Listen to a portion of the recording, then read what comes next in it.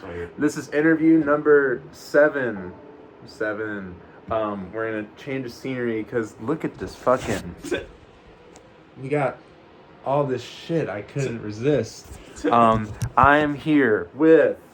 Hello. What's your Trent. name? I think I'm Trent. That's what You they think tell you're me. Trent? But what do people mainly know you as? What's your main enterprise around town? My main corporation is Osprey. Yeah. Osprey Corporation.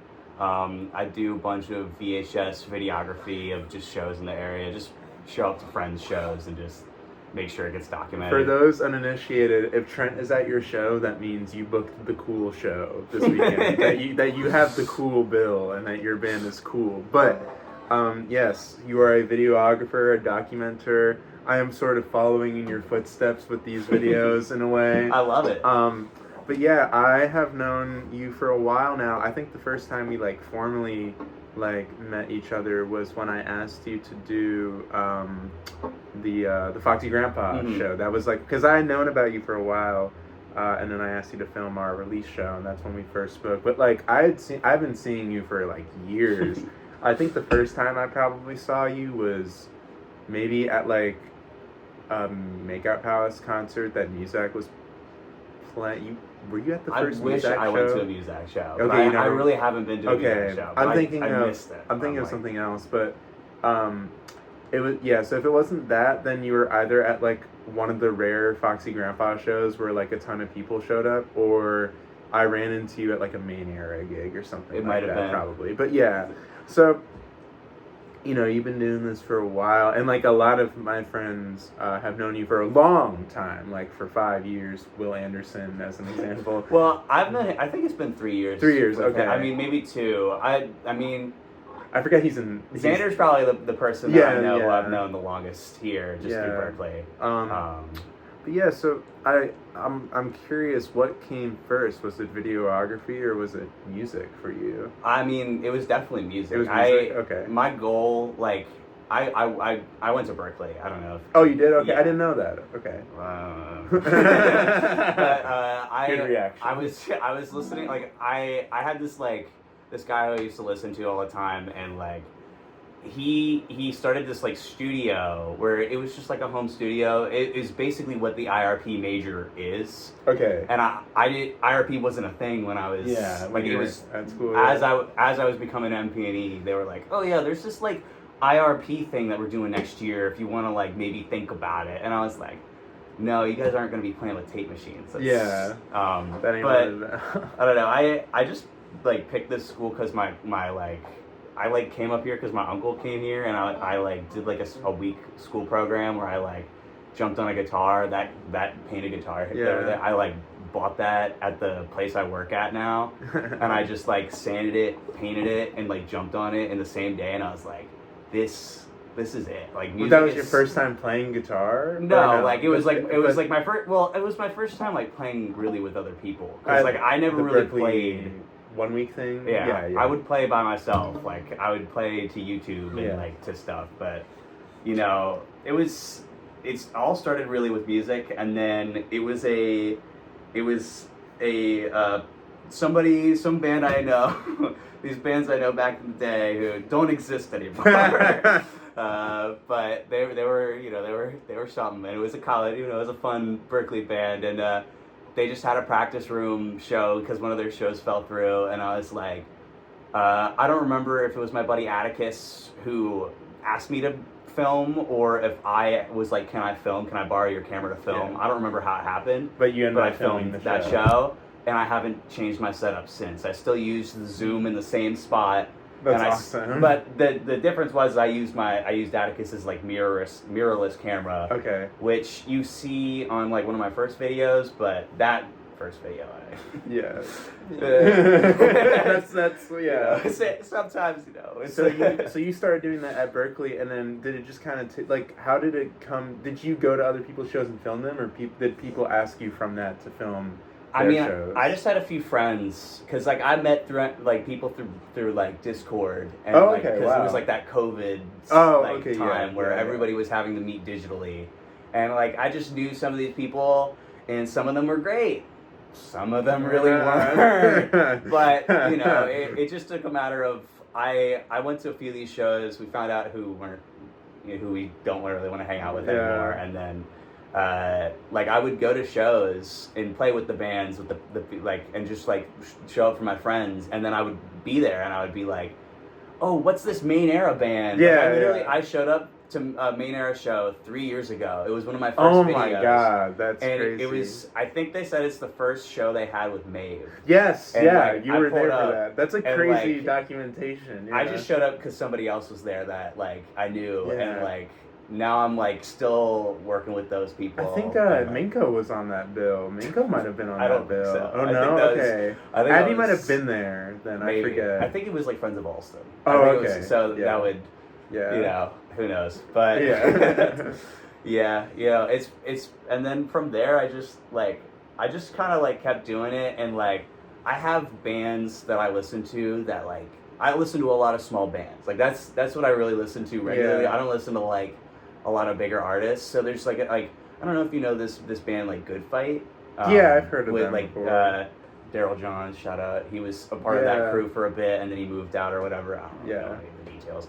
And like there's like a whole scene down in Brooklyn and stuff, and in New Jersey, and like a lot of musicians down there that I've been like really interested in throughout my life. And I showed up to a Good Fight show like one time with my camera because I was like, I love this band. I want to get like a live footage of this band because it doesn't exist anywhere. And this guy like tapped me on the shoulder, and he was like, dude, like, are you filming this show? And I was like, yeah, I'm just here to film, like, you know. And he's like, dude, thank God there's nobody with footage of this band. And I was like, that's what that's the power of a light bulb went off in your head. There was like, I don't know, it was that and a combination of a lot of people just coming up to me at shows and just being like, hey, you're doing something really important here. And I was like, I'm just doing this because I love going to my friends' shows and making sure that they can be preserved. And like that's all I really at the end of the day care about.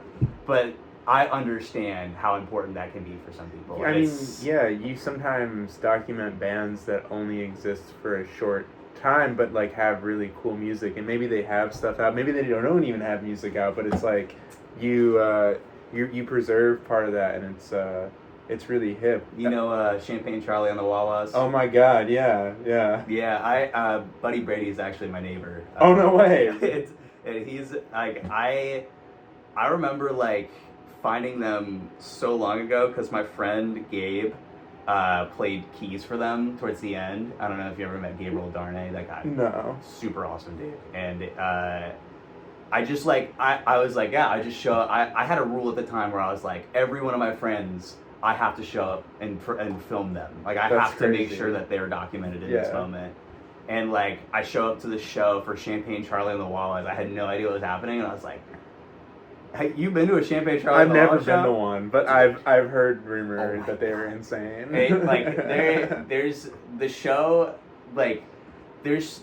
And the thing is like they recorded a bunch of like they had a bunch of songs ready to go. Like there was a bunch of songs and they recorded it, but the recorded versions just didn't live up to how they were playing it live. And they like I don't know, it was just like they never ended up releasing them for whatever reason, and like those songs only exist on those videos. Yeah, it's crazy that you are the arbiter of all this music, and like you know, you're basically in that sense like a record label almost. Like you're putting out people's music that is unreleased for the world, and it's really cool without all the fuckery of a record label. But but it's also like I feel like it's not something that like I'm doing that's really, I don't know, I put a little bit too much effort into it last year, but realistically I feel like more people should be doing what I'm doing, and it's like because like what I do is I kind of go a little overboard with my videos. I kind of go in with my audio. They're really nice. They're really good videos. Go crazy, but it's like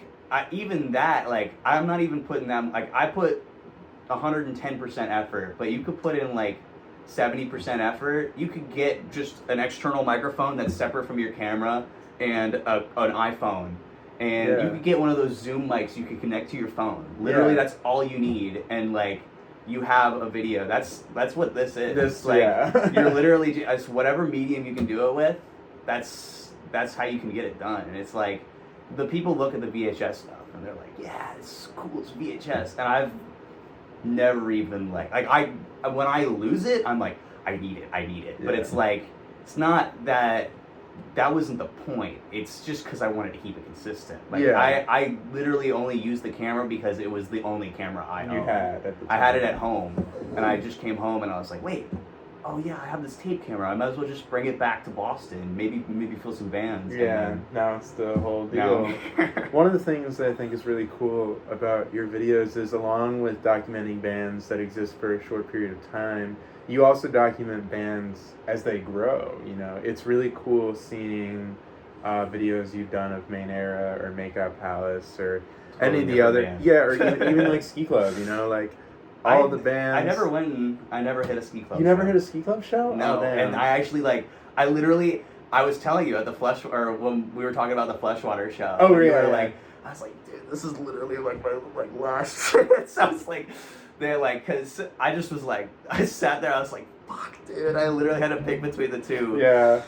But you know, it's cool that that's the hard part about doing this yeah, shit. I know. You have to make tough choices. I mean, me too, you know, for It interviewing sucks. people. But it's really cool seeing the progression of all the bands that you've been able to encapsulate.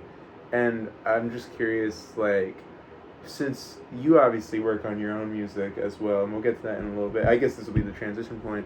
Does seeing these bands evolve over time, you know, over the course of years, does that give you perspective on your own artistry and how you're evolving as a musician? Seeing a band like Main Era go from like being like a kind of funny cover band to like,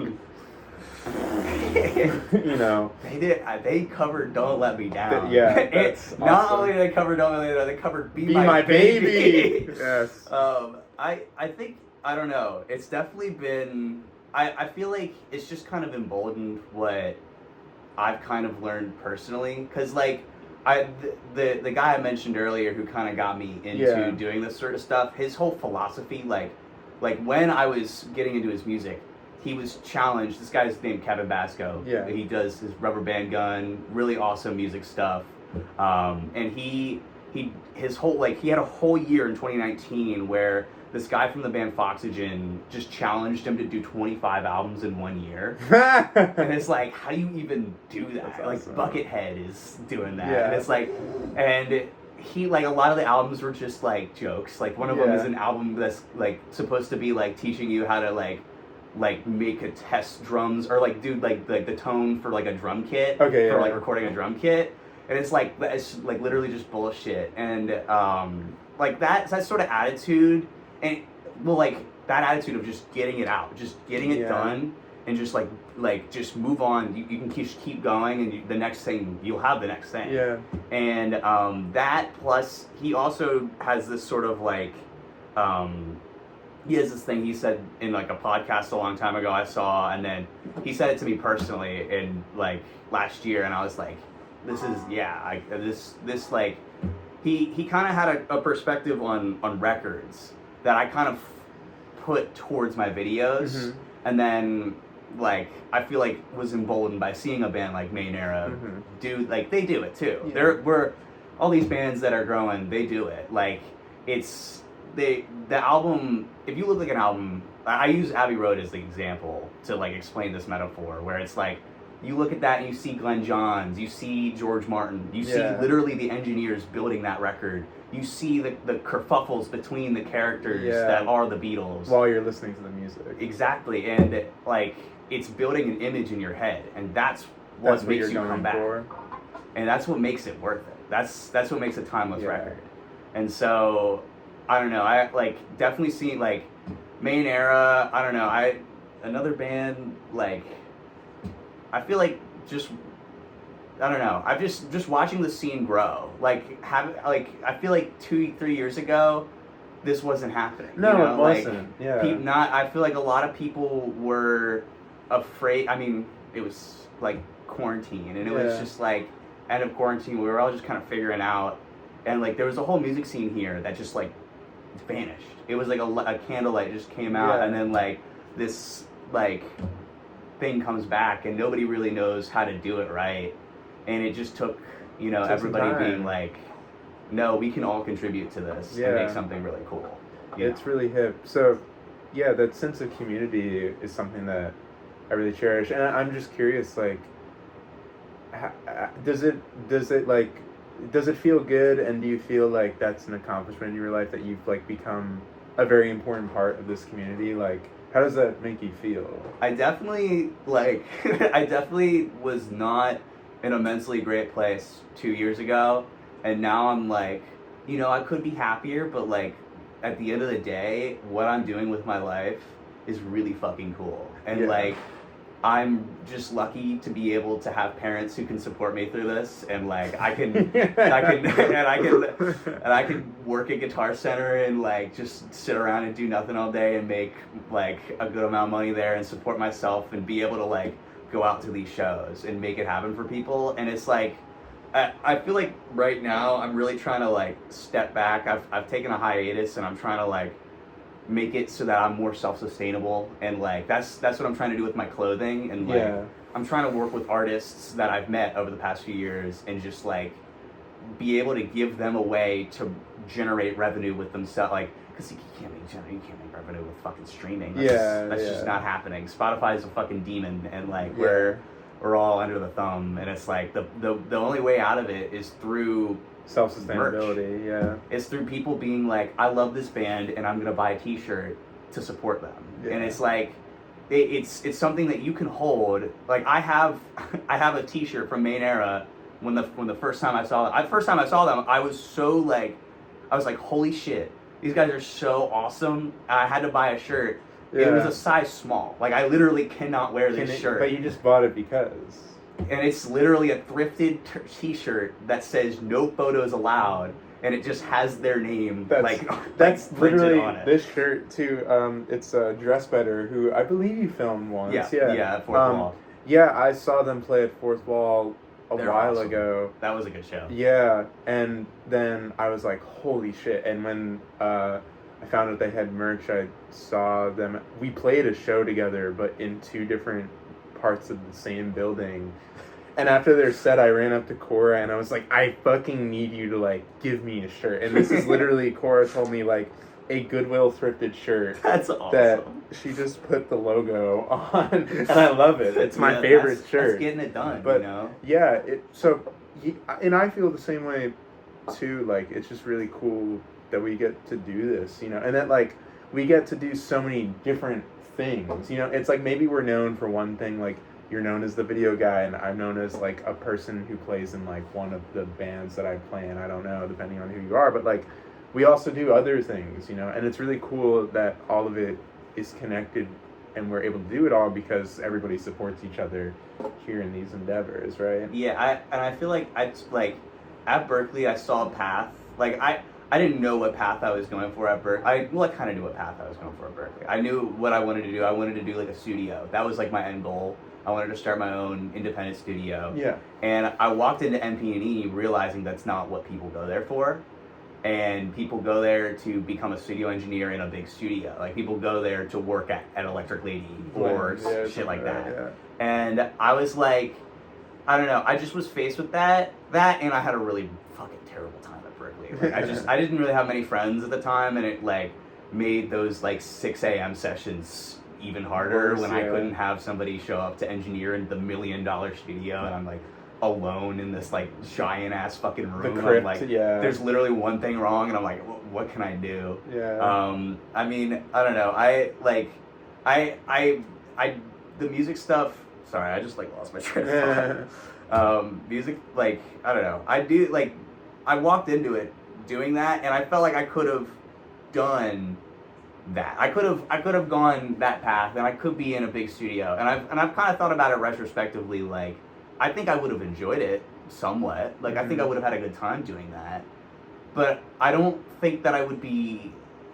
It would take longer for me, I think, to get to where I wanted to end up being, which is this sort of independent space where people can do anything, where you could do your merch, you could do your music, and you can do your video. You know, like that's art. That's what I wanted to set up, and I feel like it was a lot better of a path for me to just get started now, rather than go to a studio, maybe accrue some money after fucking like 10 years or something, and then do it, you know? Yeah. It's like, I might as well just get started now, get my connections going, and then just build from there. See what happens. Yeah. You know? And leading off of that, you know, one of the, that allows you to also, like, along with doing studio work and helping bands out, pursue your own music. And we were talking the other day, and you're going down to, is it Rhode Island to record a record? Philly. You're going to Philly to record a record. And we were just talking before this, and you said something really, I thought was really funny. We were talking about lyrics, and I'm just curious though, overall, like, your process of writing music. You were talking about how it's very instantaneous. And can you talk about that a little bit? I don't know, like, I just have a music project, and it's called Pluto Bit, and he's like a cartoon bear that's in a spacesuit that I make music for. And that's like the concept. For him. Yeah, I make the music for him. That's the concept. Awesome. And anybody who's involved is just working for that guy. Yeah. But like at the end of the day, yeah, it's fine. And like I don't know. I just like what I've done before is, well, I don't know. I've always just wanted to be making albums that fill a narrative, that have some sort of story to it. So there's definitely an element of that where like the guy who I'm recording with is the Rubber Band Gun guy, mm-hmm. and he like in a lot of his records he'll present you a narrative with the album. Like each song clearly has a story going. Like there's a story happening throughout this album, but you don't really know exactly what it is. Like he's not directly telling you what it is. There's an album where he does directly tell you what it is. There's a whole 20-paragraph essay to go along with it. That's but awesome. You could just listen to the album and have no clue. No clue. And you listen to it and you're like, yeah, I can put my own meanings to what these songs are, but in reality, there's actually an underlying full narrative that connects all of these songs together. And so you're trying to get to that through your writing, pretty much. Kind of, but like I really just want to encapsulate that like it's up to you. It's totally up to you how it feels and what it sounds like, what the story is, and like it's like I have an idea of what it should be like, but it's not what it should be for you. And do you feel like the idea that is for you, like your idea, your core idea, do you feel like when you get to the studio, because you were talking about how you don't really go into projects, at least with this one that you're going to work on, you don't go into it with a ton of like pre-done ideas, you just go and do everything at once. Does that idea change as you're working on the stuff and fleshing out these ideas, or does it stay pretty same throughout the thing, like from beginning to end of recording the project? I mean, in the past, I would say most of the time it was literally I was just printing into my computer and whatever happened. Like I never really like I did one song and I labeled it. I have this one song called "Don't It Freak You Out," and I did it with my buddy Gabe, and I literally had met him like a week or two prior. We literally had just met. And I don't really think I knew at the time, but he definitely knew my music, and he like told me later, he was like, yeah, like I like tripped your like cover of like one of these songs, and I was like, that's crazy, bro. I had no idea who you were. I was just sitting on my phone on the other side of the country being like, oh, this guy makes cool music. I wonder if I could get to interact with him one day. And like that song, we literally made it, like we sat down in my apartment on Beacon Street, and I was on a drum kit, he was on the piano. We played something, and then we were like, okay, cool, that sounds kind of cool. Let's like actually track that now. Yeah. And then 2 days later, I was like, all right, this song's done. I'm gonna put it up on Spotify.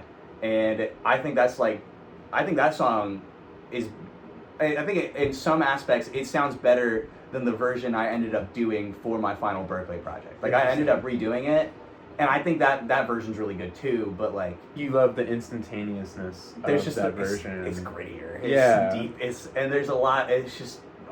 I'm like, okay. That's the ethos behind all things music. I would definitely say though that like for this project right now is probably like the most prepared I've been for the project without having recorded anything. Like, wow. Like I have an album that's not really that good. Called Mice in the City, I think. Is Dogtropolis or something? I don't fucking know. Who cares? And I made it in like the Berkeley dorms, and like I just like made it because I wanted to make a narrative to like I had a narrative that I wanted to like do, and I was like a dual perspective. And you wanted to do a soundtrack to it, pretty much. Kind of. I just was making songs to it, and like there was characters back and forth, and I don't know. Sorry, I keep losing my train. I'm just saying. It's early. I'm just saying bullshit about my stupid music. 'Cause, like I don't know. Like that record, I had like one or two songs, but I like as soon as I like had written the song on the guitar, I had that in the computer.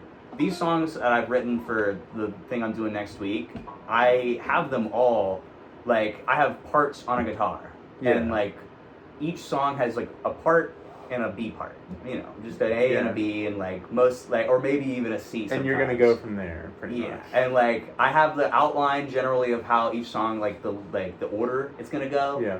And then from there, like I'm gonna add sections. I'm gonna add whatever I feel when we're in the studio and we figure it out. It's like when I had a talk with Kevin, this Rubber Band Gun guy, and he was. When we were talking about it, he made a very clear emphasis that he didn't want me to have like anything. He literally was like, just come to me with just guitar parts. If you have lyrics, that's great. But like honestly, like it's okay. And I was like, that's awesome. Yeah, like I think that's the way I want to do it, because I think that's where the magic comes out. Like if you're sitting and drawing out a record over a long time. And it's like, you can draw it out, and it can turn out to be something, and it can be cool. Yeah. It depends on how you're doing it, you know? Like, if you're not aware of the fact that you're spending a lot of time on it, and you're, like, overthinking it, like, that can get really cumbersome, and it can kind of be detrimental somewhat. I've definitely worked on things, and, like, been like, I've worked on this for too long, I'm done. You gotta just move along. But, like, sometimes it's worth it, too, you know? Sometimes it is worth it to let it bake for longer. Yeah. It's just...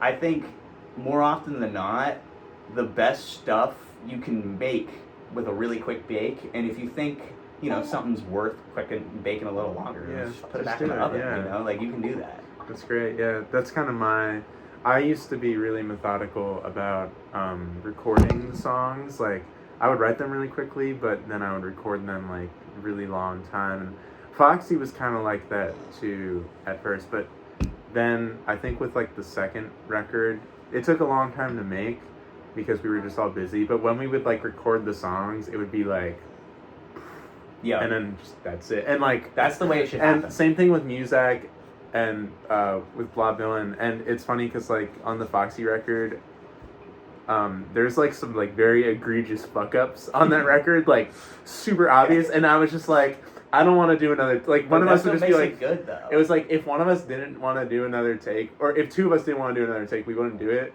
And in this one song in particular, it's like, I'm playing bass on it, and there's a moment where I just, like, play the completely wrong note. And, like, I hold it out, and it's wrong and strong, and I'm just like, we were recording it, and I was just like, oh, like, I looked at the guys, and I was like, fuck, like, shit, like, and it was a really good take. And we finished, and I was just like, there's no way we can fix that. And they're like, nope. And I was like, all right, fuck it. I guess it's just on the record. But it gives it charm, you know? And it gives those types of things memorability that wouldn't be there if you hadn't done it so haphazardly, you know? For some reason, I love records that you can hear the people in the studio talking. Yeah, that's always the thing I love. If a record, like, that's Kevin's sauce. He'll, like every record he has, you'll hear at some point him or somebody recording on the record go, oh, is that good? And then at the end of the song, and you're like, yeah, no, I love that. Good. I'll tell you one more. I just did another EP with Coco Smith, and I did it with Scotty Malcolm. He recorded it, and we did it over a tape that he had, and we recorded it, but then we listened back, and this like incredibly like sauced out and like fucking warbly like blues song, you know, and I was like, yo, Scotty, what the fuck? And he was like, oh yeah, sorry, this is a Lightning Hopkins record that we're recording over. So on this new EP that we're doing, it starts out with this incredible clip of Lightning Hopkins. He like plays the lick and he just goes, the blues, and it's so fucking janky. You know who does exactly that? Who? Ween.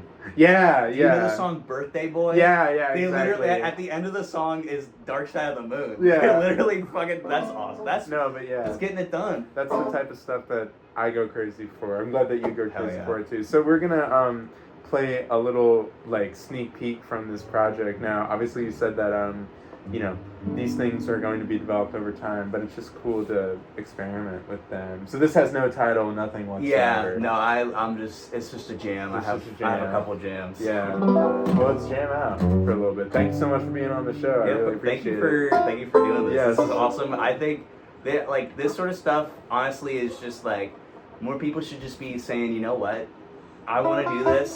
I'm just gonna do this. Like that's what we need to be doing. Yeah. And that's what this is, and I love that. That's a good thesis. All right, let's rock.